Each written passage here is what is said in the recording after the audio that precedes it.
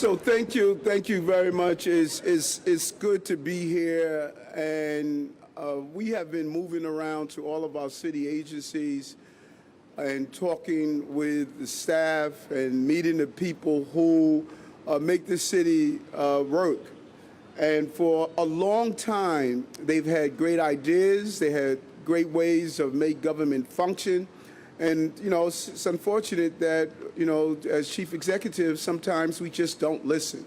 And that is not how we're going to operate. We had a call this morning with all of our commissioners and other first and second line leaders, and just really motivating people that we must be bold on how we solve the problems that we are facing. And I'm just happy to be here with Dr. Graham and his team that's behind us, as this office plays such a major role in the functioning of our city. You know, from the days of being a police officer, having to call the ME's office, to what they did around 9/11, fires, helping to investigate crimes, and also to use their technology to make our city safe. And so it's great to be here at the Office of the Chief Medical Examiner. And this is the best lab on the planet, bar none. There's no even, it's not a discussion. The discussion is who's 2 and 3. Number one, everyone knows we have the best lab on the planet, and today that lab is becoming even better. And that's mean the men and women of the Office of the Chief Medical Examiner, they just know how to get stuff done. And they do it consistently, in a very smooth way, and because they do it so well, we don't even realize the important roles that they're playing. They're on the front line giving answers to families and our city during crucial times when things happen. And if you just look at this number, the lab analyzed nearly 50,000 pieces of crime scene evidence every year.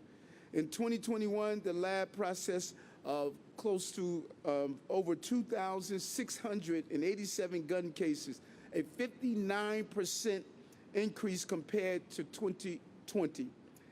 This is a central part of our apparatus in fighting against gun violence. And sometimes we miss this piece, but without this piece, we can't take guns off our streets and deal with people who are dangerous to our city. And so today we're adding another tool to our arsenal, the OCME DNA Guns Crimes Unit. This would be the first ever, and you know we need to keep scores because I keep saying over and over again the word first ever, first ever, first ever. This is the first ever unit, gun crime team, that is going to be putting in place this apparatus. The $2.5 million unit will hire, train 24 forensic scientists dedicated to testing and analyzing of evidence from gun crimes throughout the 5 boroughs. First time ever a unit of this capacity that as a public DNA crime laboratory, the first time in the nation you're seeing something of this magnitude. We saw it upstairs, state of the art. The unit will accelerate evidence testing from 60 days to 30 days. It's going to cut it in half so that we can prosecute case faster and get dangerous people off our streets. The DNA Gun Crimes Unit is hiring, and so we're asking people, if you want to be the modern day CSI, please come on board. We received responses after a PSA. We want more people to see this amazing career and amazing energy in this building. There's a high level of energy. The people here enjoy what they're doing. They know they are making a difference in the lives of New Yorkers and help us. We want folks to come in and join us and help us lead the way to deal with gun violence, because if we don't collect that evidence, we don't make it a connection to the person who used that gun, it makes it difficult to solve the crime. And so come be a part of this team. This is another arm of law enforcement. This is how we strengthen public safety and how we fight gun violence. We're saying to those committed to gun crimes, science is coming for you, and we're going to use this science to get you off our street. And we see it every day. We saw it last night. Councilman Powers and I responded to the Upper East Side of a just a horrible shooting. We know that there are too many guns on our streets. The partnership we did yesterday with our Attorney General and others, the Sheriff Department, to go after ghost guns, standing with the U.S. Senator Gillibrand to talk about those who are trafficking guns. We are damming every river that needs to be dammed, and the lack of having the right technology was a river that was allowing guns to flow into the sea of violence. Today, we are damming that river and making sure that we have the flow of technology to get dangerous people off our streets. This is something that's impacting our country. All over the country, we're seeing the sickening reality of the overproliferation of guns and the obsession of using guns in our country. And as mayor and as a former police officer, I am dedicated to stopping this madness. And we're going to do everything in our powers to make sure that we accomplish this task. And one of our most important partners is right here in the Office of the Chief Medical Examiner. And with that, I would like to introduce Dr. Graham and just tell him thank you for you and your team for the job they're doing. Thank you.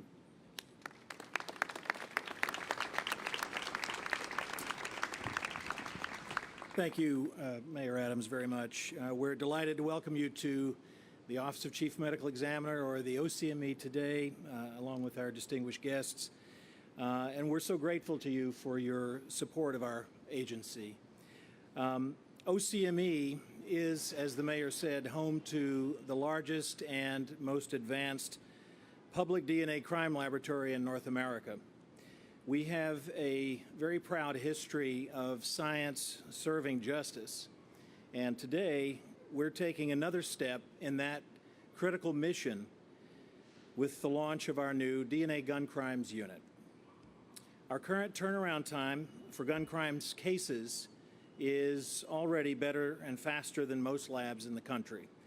With this new dedicated unit exclusively dealing with gun crimes, the first of its kind in the country, we will achieve a 30-day turnaround time for gun crimes cases and be the fastest of any large municipal laboratory in the nation. Accelerated results will help the criminal justice system resolve cases as quickly as possible. These proceedings can result in the exoneration of someone who's innocent or the conviction of someone who's guilty. Faster turnaround times also speed answers for victims, families, and our communities, which are affected by the gun violence epidemic. Our DNA Gun Crimes Unit is setting a new standard, and that standard is meeting the urgency of this moment. The OCME stands uniquely at the crossroads of public health and public safety. Every day, our professionals speak with families struggling with the grief and pain of a death that is caused by gun violence. Parents, siblings, and children who also worry about losing other loved ones to the ongoing cycle of trauma. Today, we at the OCME are doing our part as doctors, as forensic scientists, with independence and impartiality to help our city end the sickness of gun violence. New Yorkers cannot wait another moment, and neither will we. Thank you very much. And I want to bring on Councilman Powers to say a few words. Councilman? Yeah, thank you. Thanks. Thank you. First of all, I'm so glad to have the whole staff here, and I want to say thank you to everyone. Give them a big round of applause. They deserve it.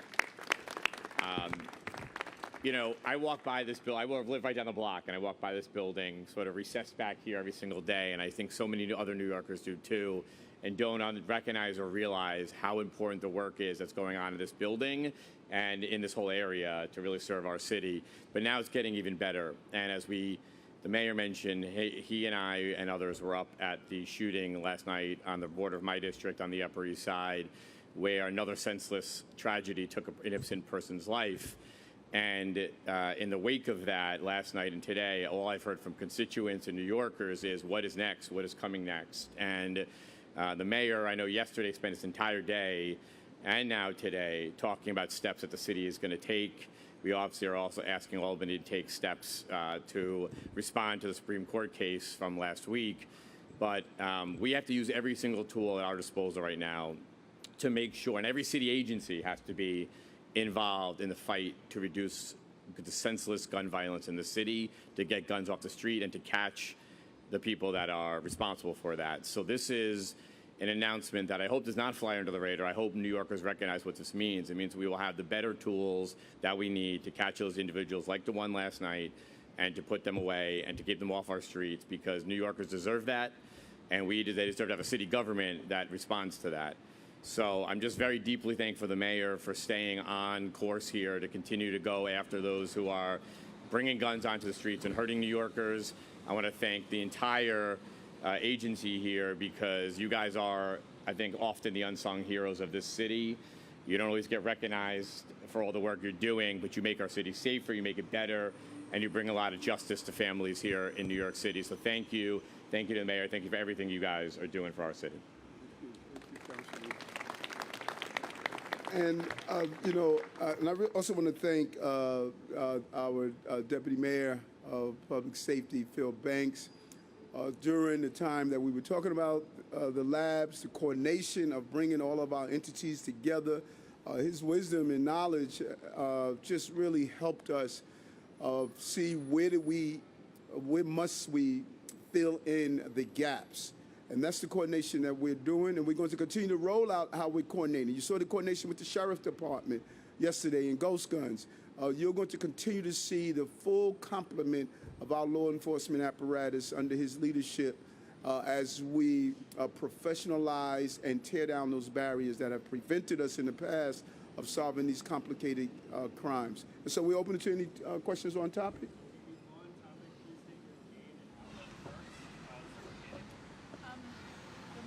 How are you? So I wanted to ask, this is Katie Honer from the city.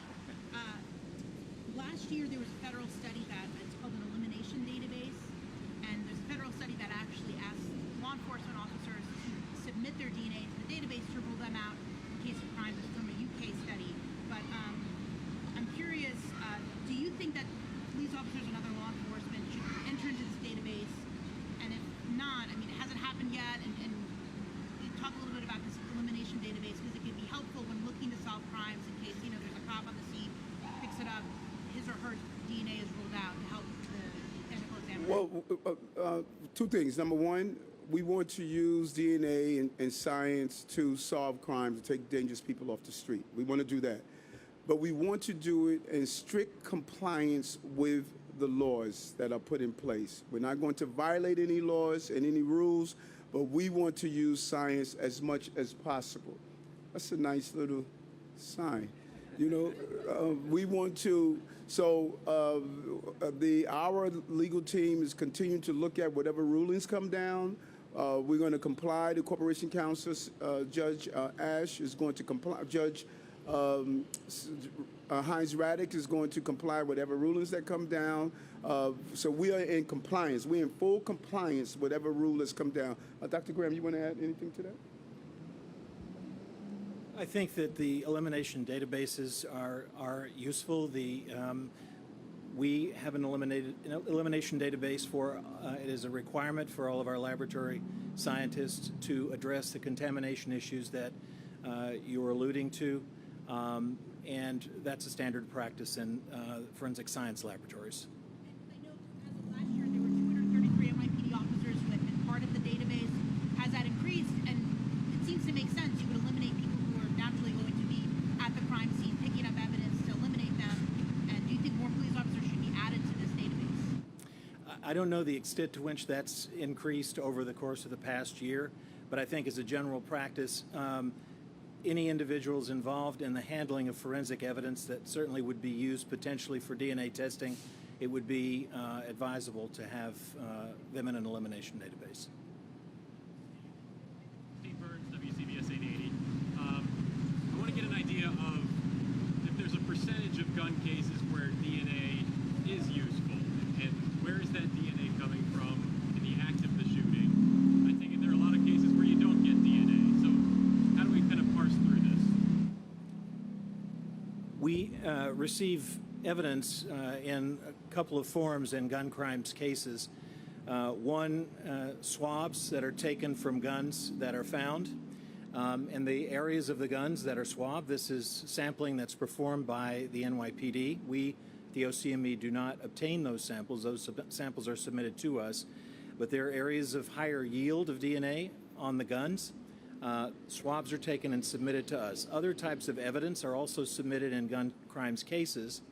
And generally speaking, if DNA is there, we are in about 60 to 70% of the cases able to recover that DNA, develop a profile, and then go on to either perform a match or an exclusion. Thank you. For either the mayor or the medical examiner, just some specifics on this new unit. How many scientists are going to be in it? What is their day-to-day work going to look like? So we're actively recruiting. We are going to be hiring 24 criminalists as forensic scientists who are part of this new gun crimes unit. We have already reviewed over 300 resumes. We've identified already 10 of the 24 criminalists that are going to be hired, and we're moving very swiftly to hire the remaining criminalists, hopefully by this fall, to have the unit fully up and on board, ready to train, and then within a year be able to complete training and have the unit fully functional and achieve that turnaround target of 30 days in gun crime cases. The 24 criminalists, how does that compare to the overall medical examiner staff that's involved in DNA testing for crimes? How big is the entire team? Our forensic biology laboratory at the OCME is our largest forensic laboratory. We operate 5 forensic laboratories in our office, the forensic biology laboratory being the largest. With that, the lab has roughly 150 or so criminalists. Mr. Mayor, you have Albany legislators holding the special session today where they're going to pass reactions to the Supreme Court's gun ruling, dedicating sensitive locations as well as setting the rules for the permitting process. Just wondering, what is the next step on the city level? Are you just going to follow all the regulations that they're putting in place, or are you planning to institute additional steps and regulations on top of that? Well, it was very important. Immediately after the ruling, we communicated with the governor. She pulled together a group of mayors across the state, and in anticipation of the ruling, of our chief counsel and the corp counsel were starting the process of what are we looking for in anticipation of the ruling. So we're still analyzing the ruling because we want to get it right, but we need the governor to be the quarterback here. If we don't do it within the ruling, we're going to open ourselves up to having something overturned, and we don't want to do that. We want to understand clearly what's within our powers, particularly around sensitive locations, around allowing private locations or businesses to state if they don't want someone carrying a gun in or not. So we're looking at how do we sort of restrict the damage that the Supreme Court has carried out. How y'all doing? Those are vegan meals? You know, so it's clear that we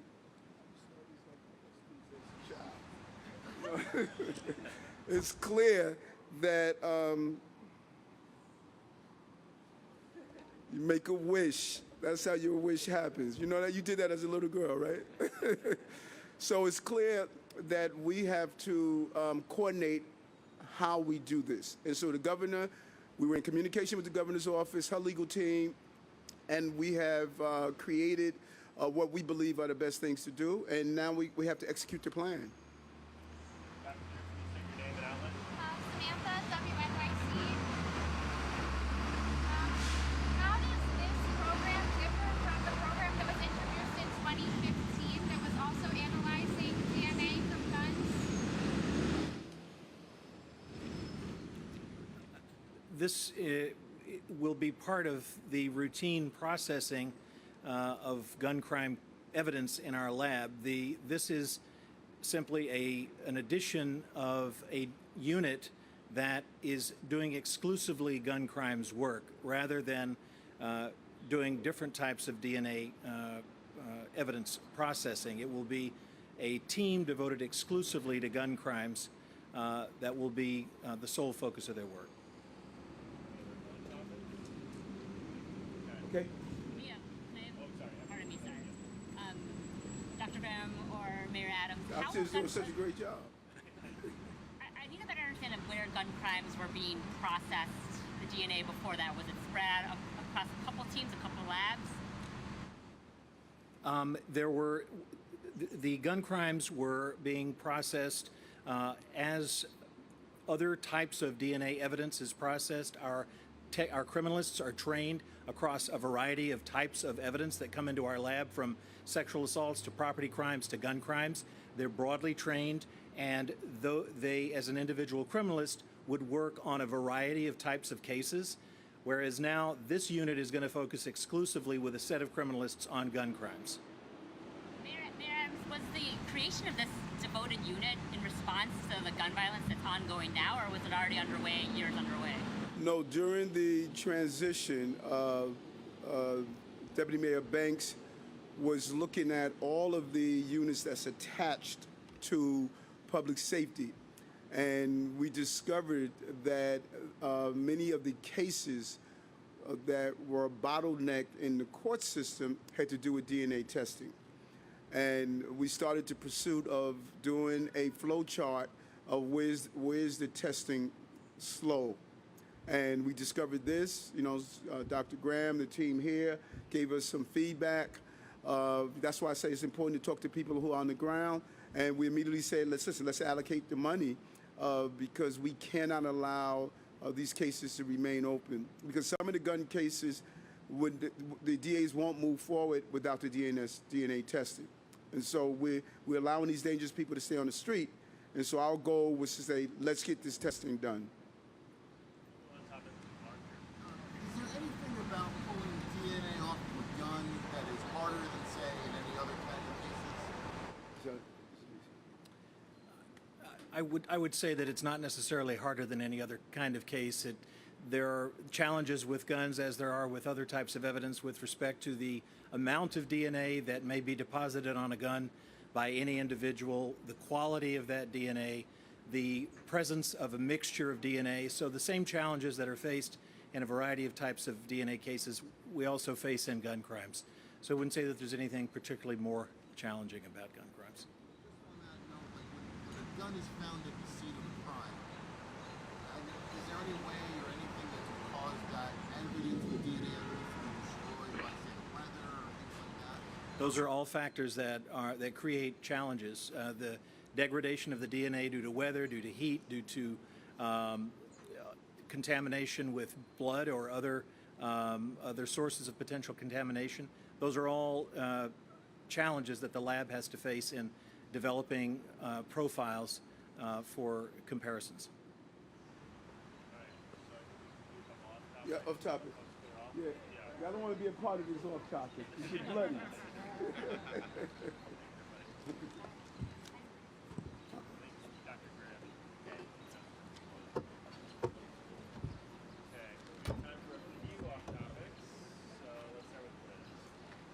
Hi, Mr. Mayor. How are you? I wanted to ask you about mayoral control. It expires today. Do you Yes. want the governor to sign the bill? And what happens if it lapses today? What does the city need to, That's the a state great need to question. do something? That's a great question. I was speaking with the chancellor yesterday, and he stated that if it lapsed, it just would create a lot of madness. And so I am hoping the governor signs the bill today, and there appears to be indicators that she's going to do so. I know they're looking to address some of the other issues up there. So we're looking forward to get it signed. Any other issues that you'd like her to address? There's a host of things that are still taking place. Some of the gun legislation, the gun bill, so just some of the other pieces that Albany's trying to finish up. Yes. Ms. Mayor, I would like to speak about the Julicia Vadas case. Her mom and brother were arrested yesterday. So I'm asking, why did it take so long? And also, the dad says that the system definitely failed her, referring to the ACS. So, Mr. Mayor, we're asking, what will you be doing to fix the system?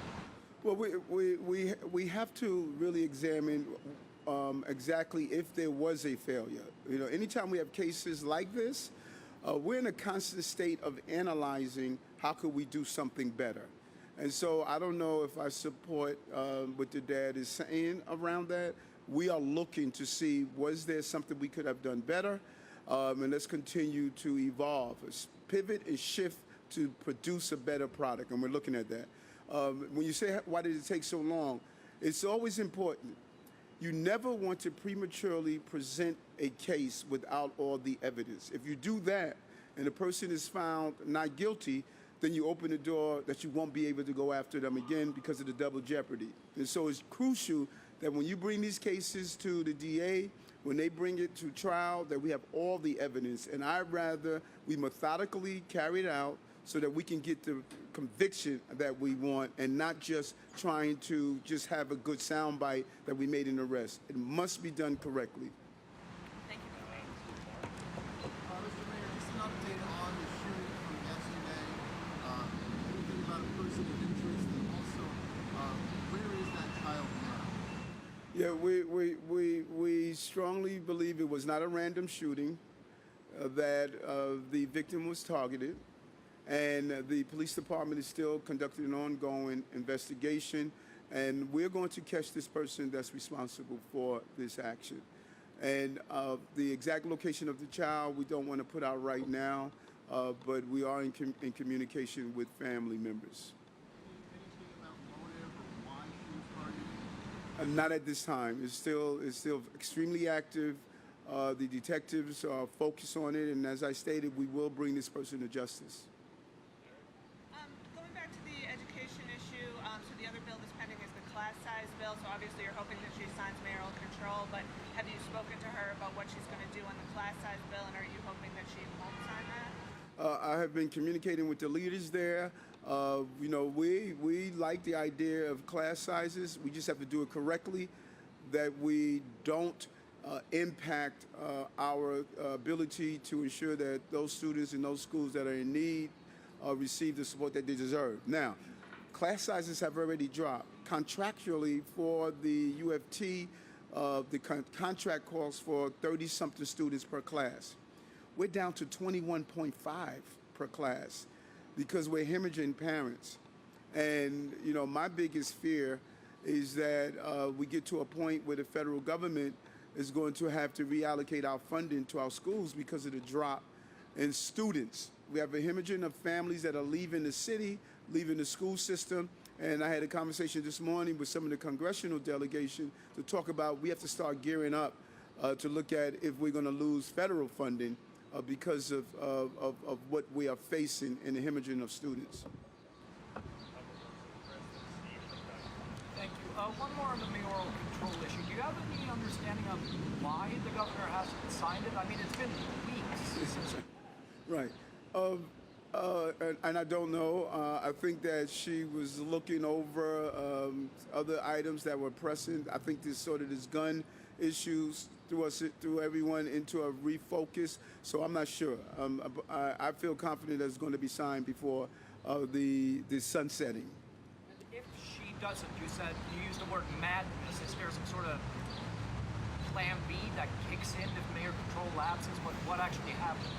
Yeah, no, we definitely have a plan B. The school system. We have months before the school system is back in operation, and so we're definitely going to be prepared. Plan A, Plan B. We're going to be prepared to educate students coming the year. Of my understanding, that if it lapses, sort of a lack of clarity. If we go back to school boards, there's a lack of clarity around that. But I feel confident that we're going to sign it before it's sunset. They already voted on it. They passed it. We're excited about the fact that we still have it, and we feel that we're going to be able to come to the governor signing it today. Mr. Mayor, a question about neighborhood safety teams. I'm not sure if you saw photos that arose yesterday with a couple of officers at the Myrtle Broadway subway station who were dressed in vests indicating they were delivery workers for Amazon and FedEx, and then were stopping passengers.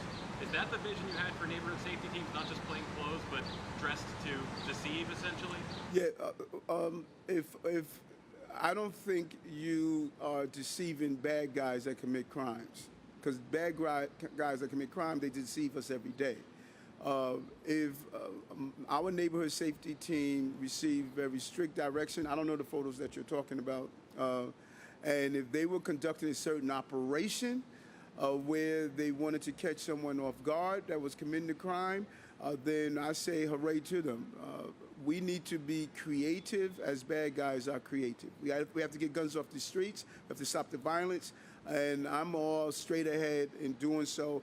But I'll look at those photos. I don't know exactly what photos you were talking about, but I'll look at them. But the goal of the neighborhood safety team is to overall deal with crime in general, but specifically zero in on the people that are catching, that have guns. We removed 3,300 guns off the street. This neighborhood safety team was part of that apparatus to remove those guns. Those ladies and gentlemen are doing a great job, and I say thank you. That's a dangerous job. Going after guns is a dangerous job, and they volunteered to be in that unit, and so they have my full support. Thank you.